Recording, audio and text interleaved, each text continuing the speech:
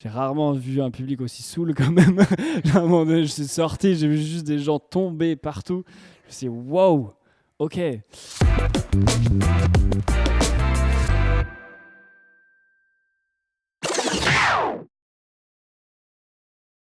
Et ça me permet en fait à la fois d'être dans des lieux différents, d'être vraiment dans une atmosphère de découverte, d'être un peu émerveillé partout et d'être un peu stimulé. Ça me permet aussi de me couper un peu de tout en fait, de ne pas avoir d'obligations, de rendez-vous, d'interviews, de projets à monter et d'avoir que la création en tête, quoi. Et puis ça me permet aussi de rencontrer, de découvrir de nouvelles cultures, de nouveaux sons, de nouvelles musiques et même humainement, c'est hyper enrichissant dans tous les cas, quoi.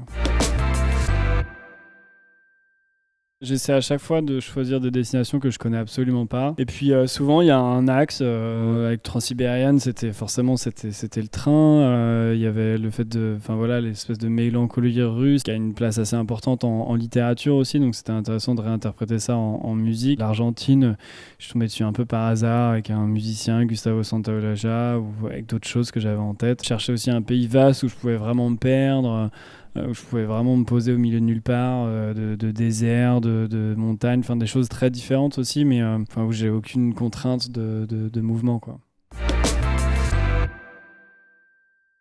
Toute l'instrumentale de 4500 mètres, c'est un morceau que j'ai créé, j'étais au Chili à ce moment-là. Et j'étais bloqué parce qu'à plus de 4500 mètres d'altitude, j'avais plus assez d'oxygène dans la voiture en fait pour tracter la caravane qui fait 2 tonnes et tout. Et je pouvais plus avancer, le moteur voulait plus avancer et je pouvais pas non plus vraiment faire de demi-tour parce qu'après j'étais direct dans le désert, ça je m'enlisais directement. J'ai passé la nuit là, mais là il y a eu des militaires qui sont arrivés en me disant qu'ils avaient fermé toute la région parce qu'il y a un énorme orage qui arrivait et c'est à cette altitude-là, les orages sont hyper dangereux, surtout que tu es dans un désert donc il y a rien, il y a pas un arbre pour prendre la foudre, tu as juste une grosse caravane en métal au milieu, quoi. Et voilà, c'est des trucs hyper forts qui te marquent, c'est des ambiances, des atmosphères, et en plus un lieu complètement dingue, parce que j'ai eu du coup l'orage qui m'est pas passé dessus, ça va, mais il passait en face de moi au milieu du désert, c'était magnifique, quoi.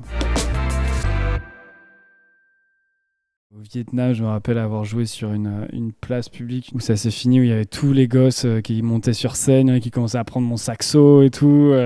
J'avais un micro, c'était un micro de karaoké rose pour le saxo. Et à la fin, j'étais sur scène, on m'a offert des fleurs, il y avait tout le party qui était là, enfin bref, avec des discours et tout. C'était des moments assez particuliers, ouais. C'est un animal disparu qui n'existe plus maintenant, le thylacine, et j'adorais ce mot, je le trouvais hyper particulier, ça ressemble pas vraiment à un nom d'animal ou autre. Et j'aimais bien l'idée de donner une deuxième vie à un mot qui est sinon voué à disparaître, plutôt que d'inventer quelque chose qui sonne juste cool ou autre. Je préfère aller chercher dans un mot comme ça qui sinon va être oublié et en plus qui a une histoire, quoi. Alors j'adore le public belge. Alors j'ai pas plein d'expériences de festival en Belgique, mais je joue assez régulièrement à Bruxelles.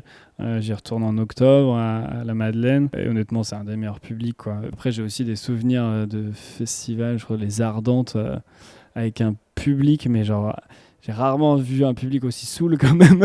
À un moment donné, je suis sorti, j'ai vu juste des gens tomber partout. Je me suis dit, wow!